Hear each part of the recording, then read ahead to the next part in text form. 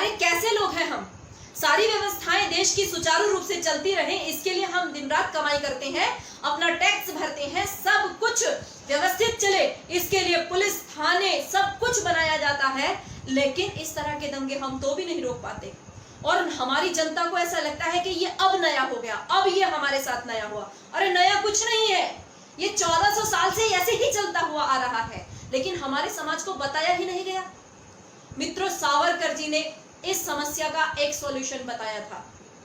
उन्होंने कहा था कि कभी भी आपके बीच में इस तरह की मानसिकता के लोग आकर के हजारों की भीड़ में कभी भी खड़े हो सकते हैं, उसके लिए एक ही समाधान है और वो है हिंदुओं का सैनिकीकरण।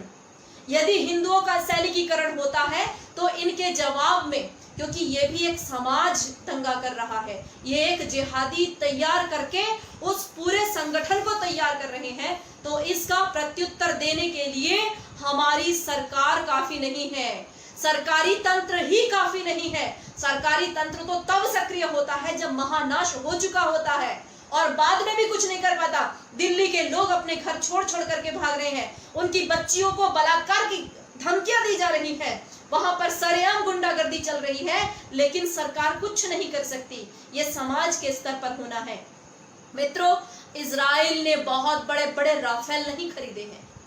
इजराइल ने जो मॉड्यूल तैयार किया है हमारे देश में, मेरे सरकार से विनती है, यदि यहाँ की सभ्यता, संस्कृति और भारत को जिंदा रखना है तो हिंदुओं का सैनिकीकरण अपने स्तर पर भी करवाइए, और यदि सरकार नहीं करवाती है तो जितने भी हमारे देश में संगठन चल रहे हैं उन संगठनों से मेरा निवेदन है, आप सब लोग यथा समय जब जब बड़े बड़े आपके आयोजन होते हैं उस समय पर बहुत लाठी, तलवार, भाला, पद संचालन खूब दिखाया जाता है।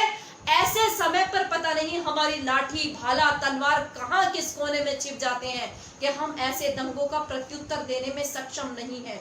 मेरा आप सबसे निवेदन है, आप सब सरकार को निवेदन कीजिए कि हिंदुओं की यदि रक्षा होगी तो ये देश बचेगा, और ये देश बचेगा तो सरकार बचेगी।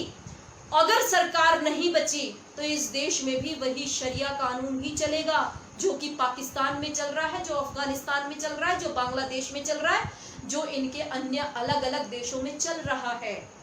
यदि आप सबको अपनी अस्मिता, अपना गौरव, अपनी संस्कृति, अपना देश बचाना है तो सबसे पहले अपने घर से, अपने समाज से प्रारंभ कर दीजिए। अपना सैनिकीकरण प्रारंभ कीजिए, अपने आप को सशक्त बनाइए, तभी इन सब दंगाइयों का हम सामने पढ़ करके, आगे बढ़ करके मुकाबला कर सकते हैं। नहीं तो कल पीएफआई थी, आज एसडीपीआई है, कल कोई और होगा, कल कोई और होगा, होंगे सब जिहाद के रूप। आप सब इन जिहादियों से निपटने के लिए, अपने बच्चों को बचाने के लिए कुछ कीजिए, प्रारंभ कीजिए, अपने आप से शुरू कीजिए। बहुत बहुत धन्यवाद।